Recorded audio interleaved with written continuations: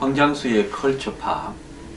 오늘은 대한민국의 이 성형 문제, 성형공화국이라고 불리면서 영국의 경제 전문지 이코노미스트지가 전 세계에서 성형을 가장 많이 하는 나라, 즉 인구 비례해서요, 한국을 꼽았습니다. 2011년 기준으로 65만 건의 성형 수술이 시술되어서 인구 대비 1위를 차지했습니다.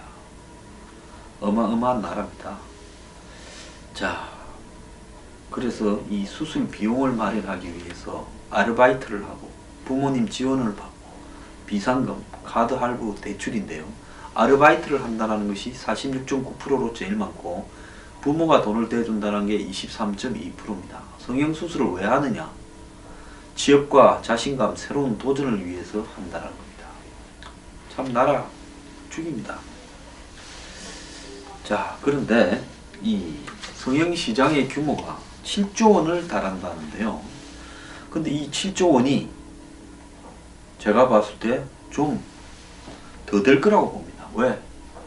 지하 경제에 속하는 성형외과 비용도 있을 수 있죠. 자, 이 부분과 관련해서 얼마 전에 한 6개월 전입니다. 100억을 탈세하고 리베이트를 이렇게 주고 비리를 저지른 강남 유명 성형외과 원장이 구속됐는데요. 3년 동안에 100억을 탈세했습니다. 이 사람이요, 수술실에서 환자를 앞에 놓고 생일 파티를 했던 그 성형외과였는데 이 탈세를 하는 방법이 뭘로 했겠습니까? 뭐 뻔하지 않습니까? 이때 몇 명이 잡혔는가 하면요, 총 42명이 입건되었습니다. 이 병원장과 병원 인사, 제약회사 관계자 등, 그리고 중국인 환전상까지도 구속영장이 신청이 되었는데요. 강남 한복판에 빌딩 9개 층에서 영업을 하고 의사만 14명이고 1년에 매출 신고한 것만도 수백억 대인데, 내부에 한 명이 진정을 해서 조사를 해서 그 수사에 착수하기 앞서 탈세 혐의를 받고 이미 조사가 진행 중에 있었는데 내부 진정이 들어와서 좀 더 은밀하게 됐겠죠. 국세청이 조사한 결과 신시측이 진료 차트를 삭제하거나 이중장부를 만들어서 2011년부터 3년간 105억가량의 세금을 포탈했다고 합니다. 이 병원은 전체의 70%에 달하는 중국인 환자 매출을 누락시켰다고도 나오고 있어요. 그래서 진료비를 현금으로 받거나, 물론 현금으로 하면 좀 깎아준다 그러겠죠. 중국 한정상과 연결된 중국 카드 단말기를 이용해서 중국에서 매출이 발생한 것처럼 조작도 했고요.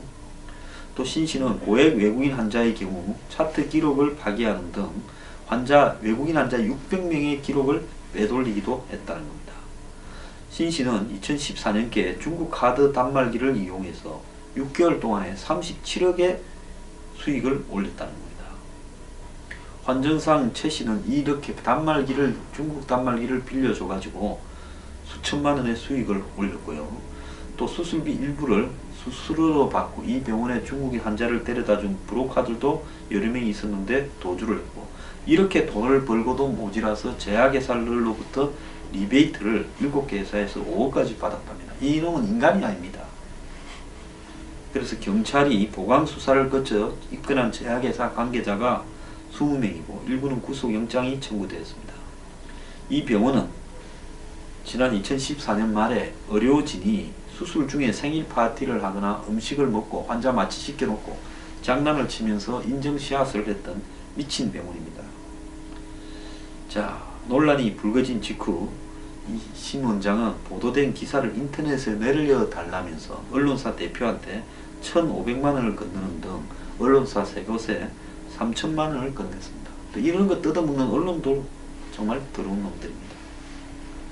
자, 이런 언론사 관계자들은 공갈 혐의가 적용이 되었다고 합니다. 참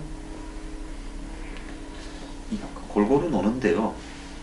자, 제가 이 성형 문제를 갖다가 이야기한 것은 제 이 블로그에 한 분이 제보를 해왔습니다. 그 제보 내용을 그대로 좀 읽어 드릴게요. 황 소장님, 폭로할 내용이 있어 찾아왔습니다. 불편한 내용이 있더라도 양해 바랍니다. 그래도 알려야 되겠습니다. 보건복지부 정진엽 장관과 그에 직속된 기관들, 강남보건소, 보건사업국 등은 사회 논란을 일으켜왔던 강남 성형업계에서 넘쳐나는 무자격자 비전문자들에 대한 규제를 방관하고 있습니다. 이 부분은 제가 따로 이야기를 하겠습니다.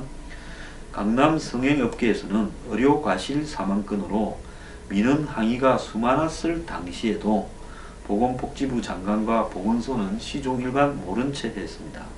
문제를 알고도 본인들의 행정업무, 시정조치 업무를 하지 않더군요.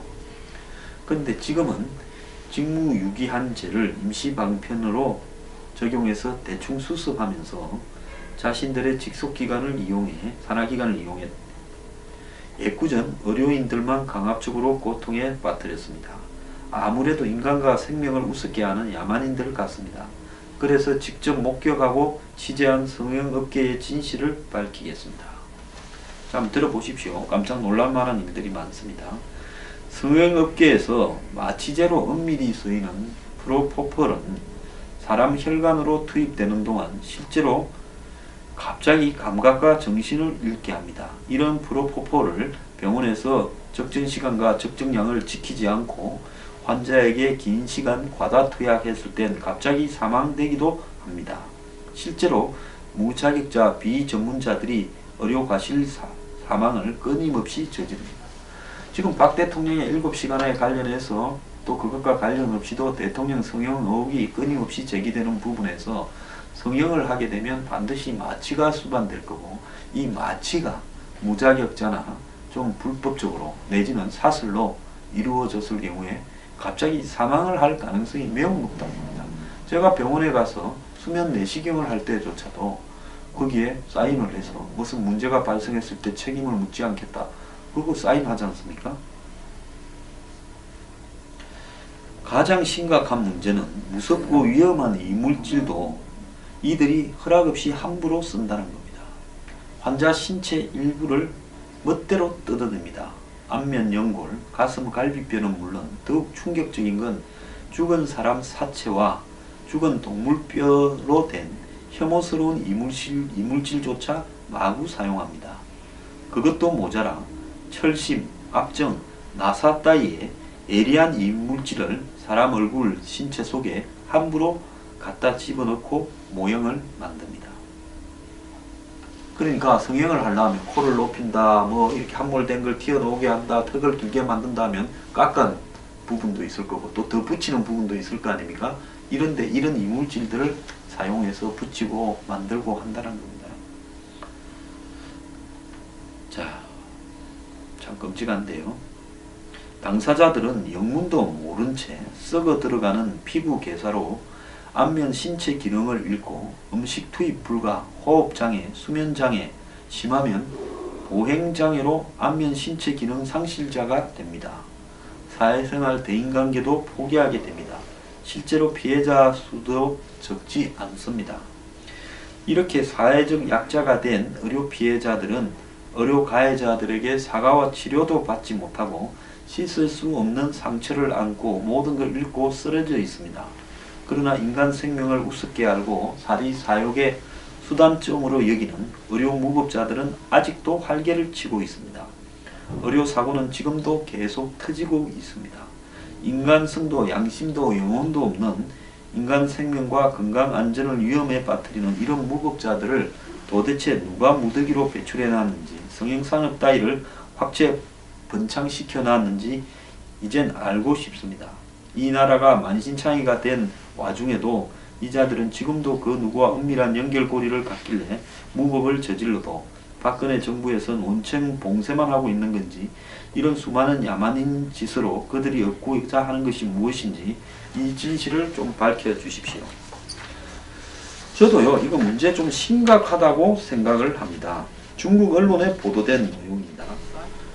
중국인들은요, 한국보다 무슨 안전이나 뭐 이런 부분에 훨씬 뒤떨어지죠, 기술에. 그런데 이들이 우리를 비난하고 있습니다. 사우스 차이나 모닝포스트는 아마 이 홍콩에서 나오는 언론으로 알고 있습니다.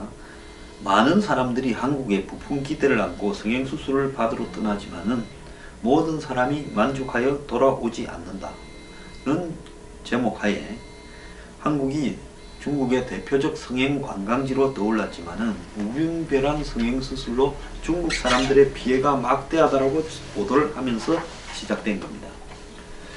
이 관련 사례로요, 한 중국인 관광객이 지난 1월에 서울의 모 성형외과에서 수술을 받다가 내사한 사건을 예를 들었습니다.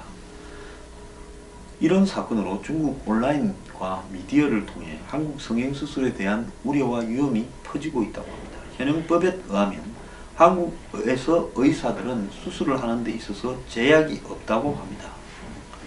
이 신문은 조수영 성형외과 전문의 협회 대변인을 이용해서 한국의 성형외과 병원들은 섀도우 닥터, 즉 그림자 의사라는 이름에 실제로 수술 집도의처럼 보이는 사람을 대신해서 수술을 하는 사람입니다. 그러니까 성형외과 병원에 광고에 나오는 이쁜 여자 의사나 또 수술 잘하게 생긴 잘생긴 남자 의사나 이름이 난 사람들은 수술을 안 하고 딴 사람이 한다는 거죠. 이걸 두고 성형수술을 할 수 있다고 정의하는 겁니다. 섀도우 닥터를 두고요. 조수영 전문의는 나도 성형외과에서 미용과 재건 전공이지만 한국에서는 내수술이나 제왕절개 수술도 가능하다. 법적으로 가능하다. 그는 또 한국의 이런 느슨한 규제는 100년 전부터 내려온 건데 그때 당시에 한국의 의사가 모자랐기 때문에 그렇다. 아마 성형외과 전문의 협회 대변이니까 이분은 성형 전문의가 아닌 사람이 너도 나도 할 것 없이 일반 의들이나 다른 의사들이 성형에 뛰어드는 부분에 대해서 불만으로 이런 인터뷰를 중국 언론과 했겠죠. 이어 그는 대한성형외과 협회가 한국 정부에 이런 법을 바꾸라고 할 때마다 정부는 제안을 받아들이지 않는다. 일반 의사협회에서는 성형외과 전문의 협회와는 이해관계가 다르니까 의사들이 먹고 살기 어려우면 성형외과로 이렇게 가도록 해놨겠죠. 조 씨에 따르면 현재 한국에 10,000명의 비성형 전문의, 성형 전문의가 아닌 사람들이 성형수술을 하는데 반면 성형외과 전문의는 1,000명, 2,000명 정도라는 겁니다. 중국 환자들은 이런 의사들을 가려내지 못해서 의료사고에 취약하다.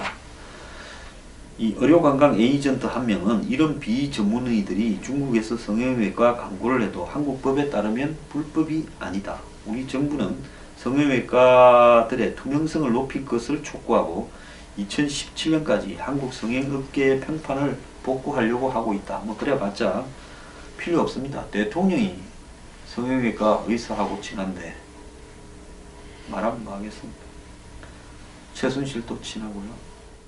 하지만 성형의 메카로 불리는 강남구에만 집계된 성형외과 수가 362개랍니다. 강남구에. 빌딩마다 전부 성형외과가 먹이 살이네요. 전문가들은 정부가 성형외과에서 일어나는 일들을 일일이 규제하기가 어렵다고 합니다. 정부가 운영하는 강남 메디컬 투어 센터의 한 관계자는 국가에서 운영하고 있는 메디컬 투어 센터는 가장 안전한 곳으로 환자들을 안내하고 있지만은 그들의 안전을 100% 보장할 수 없다고 이야기합니다. 그럼 말라 이런 기관을 만들었습니까? 관광객들은 시간이 많지 않기 때문에 유명한 의사에게 수술을 받기 위해서 계속 기다릴 수 없어서 섀도우 닥터들이 수술을 많이 한다는 겁니다. 뭐 그렇다고 한국 사람들도 마찬가지예요. 유명한 의사들은 이름만 하고 가끔 부자들이나 무슨 재벌이나 유명한 사람들만 해주지 안 하죠. 마취 사고나 응급처치 부족으로 의료사고가 나는 경우도 많다고 합니다. 최근 삼성의료원에서 나온 자료를 보면 2009년 7월부터 2014년 6월까지 5년간에 82명의 환자들이 마취 사고로 사망했다고 합니다. 그러니까 딴 데서 성형외과 수술을 받다가 마취를 했다가 삼성병원 응급실로 실려와서 죽은 사람들을 이야기하겠죠. 소송이 걸리면서 알려진 건수여서 실제로는 이것보다도 훨씬 더 많을 거라고 보고 있습니다. 성형 좋아하시는 분들 갔다 가면 죽을 수 있습니다. 정부의 승인을 받지 않은 불법 성형 브로커들도 문제라고 하는데요.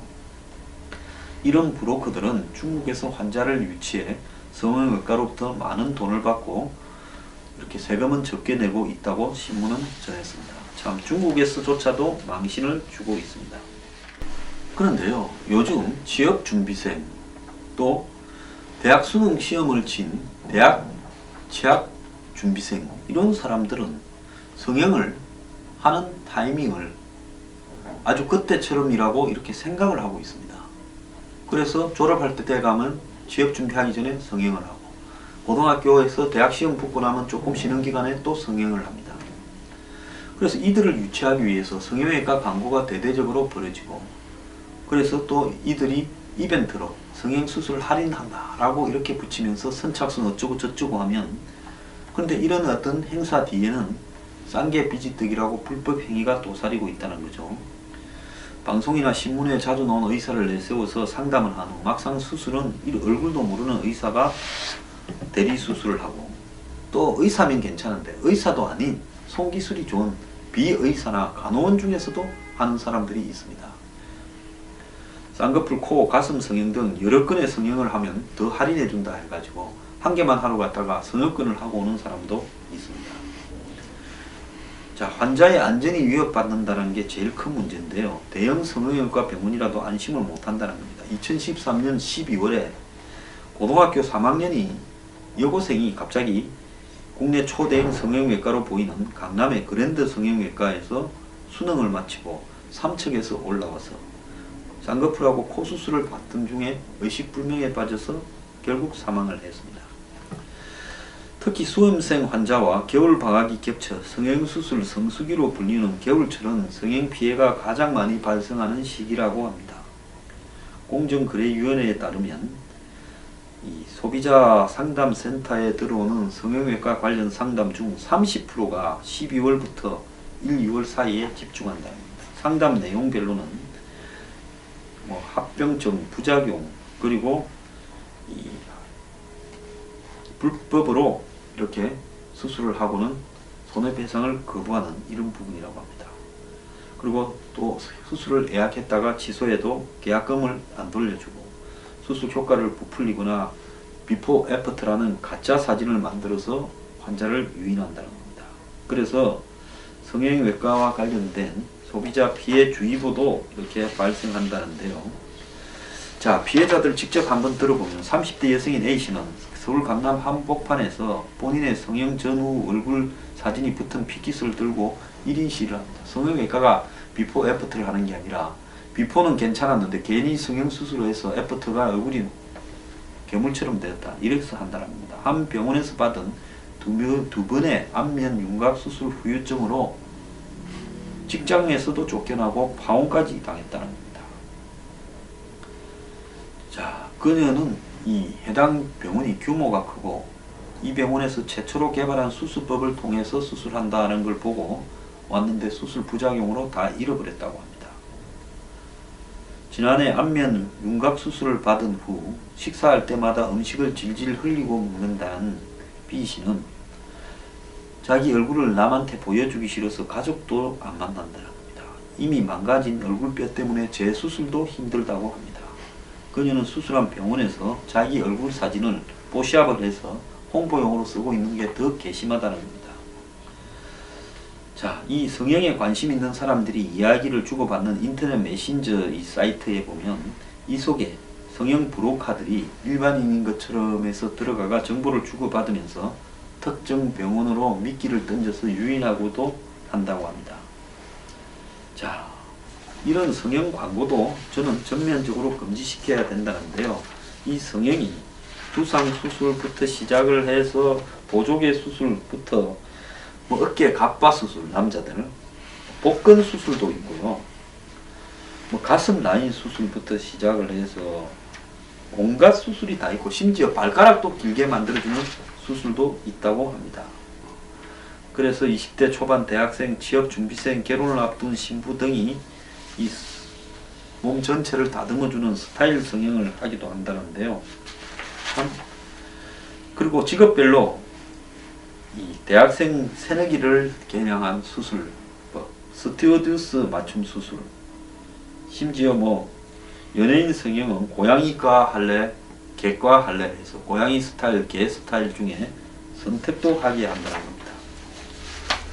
자, 대한민국에요, 책임이나 이런 것은 없고 상술만 있는 무한정에 이른 성형 이 비리들이 있는데요. 과도한 홍보, 탈세, 불법 등이 판을 치고 있는데 이걸 이대로 두어야 될 것인가? 심지어 상담 받으러 온 여성이나 수술을 하는 과정에서 여성을 성추행, 성폭행하는 사례도 벌어지고 있는데요. 수술을 빈자에서 한번 봐야 되겠다 하면서 뭐 가슴도 만지거나 온갖 짓거리를 하고 있다고 합니다. 그러면서 이럴 때 뭐라고 하는가 하면 수술비가 1,500만 원이지만은 600만 원으로 내가 깎아줄게. 그러면 나한테 뭐 해줄래? 성형하러 온 사람 중에 좀 이쁘장한 사람들은 골라가지고 이렇게 성적 농락을 하려고도 한다는 겁니다. 600만 원만 받아도 남으니까요. 이참에 꼭 먹고 알먹고를 하려고 드는 모양입니다. 자, 성형외과 협회도 있을 거고 자정을 해야 될 건데 저는 그 사람들 못한다고 봅니다. 이미 돈의 노예가 되어버린 집단들입니다. 그리고 의사협회요. 제가 김승진 원장과 이렇게 메디칼 이야기할 때 많이 이야기하지만은 정말로 의사협회도 문제가 많다고 보고 있습니다. 자, 실제로 한 성형외과 원장은 그동안 일부 병원으로 인해 성형외과 이미지가 많이 안 좋아졌다. 병원은 기본적으로 환자의 안전을 최우선으로 해야 되고 의사는 모범적인 모습을 보여야 되고 여기에 성형외과들이 전부 나서야 된다. 이대로 가게 되면 안 된다. 그리고 중국 사람들을 겨냥한 성형 한류와 더불어서도 모니터링이나 감시가 전반적으로 필요하다는 겁니다. 그런데 대통령이 불법 성형 의료 행위를 했냐 안 했냐가 지금 몇 달째 나라에 관심이 되고 있고 한마디로 전 세계로 소문이 퍼져나가고 있고 성형 여왕 최순실이 대통령까지 끌어 들어가지고 이 논란을 벌이고 있는 이런 국면에 성형외과 의사 한 명이 면세점에 납품하고 대통령 따라 해외에 4번 가고 부서 전시를 하고 대통령이 거기를 홍보하고 외국에 거기를 갖다가 또 외국 기빈한테 안내를 하고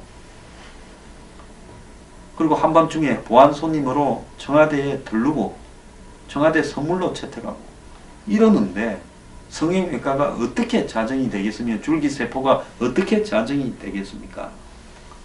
윗물이 맑아야 아랫물이 맑을 건데요. 대통령의 지금 성형 논란 등을 보면서 한 분이 제보를 했어요. 이 성형공화국 대한민국 이대로 두면 안 된다.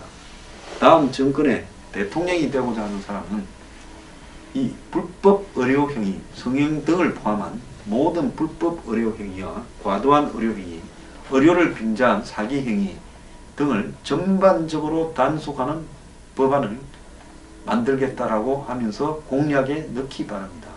이거요, 괜히 쓸데없는데 돈 낭비인 거예요. 성형했다고 짜다로 이뻐진 사람 봤습니까? 최순실이 옛날에 20대 때 얼굴하고 지금 최순실 얼굴하고 봤을 때 어떤 게 낫습니까? 20대 때 얼굴이 그나마 자연스럽기라도 하지 않습니까? 심술이 덕지 묻은 최순실의 얼굴이나 그 정유라의 저 성형한 어릴 때 정유라 무슨 TV 출연했을 때 얼굴하고 지금 정유라 얼굴하고 어떻습니까? 이뻐졌습니까? 자, 이 국민들에게요, 성형에 대한 접근이 너무 쉬워졌고 여기에 돈이 낭비되고 여기에 각종 비리나 부작용이 난무하는 부분에서요, 이제 성형업계 전반에 대한 철저한 단속이 필요하다고 생각합니다. 그런데 젊은 사람들이 왜 이렇게 성형에 목을 맬까요? 이쁜 사람들도 더 이뻐지려고 합니다. 이거는요, 우리 사회가 사람을 바라보는 기준에 있어서요, 가지지 못한 사람은 얼굴이라도 이뻐야 직장이라도 구하고 남자라도 사귀고 결혼이라도 하고 남자도 인상이라도 좋아야 취직이라도 할 수 있다라는 이런 외모 중심주의 사회로 가기 때문이라고 봅니다.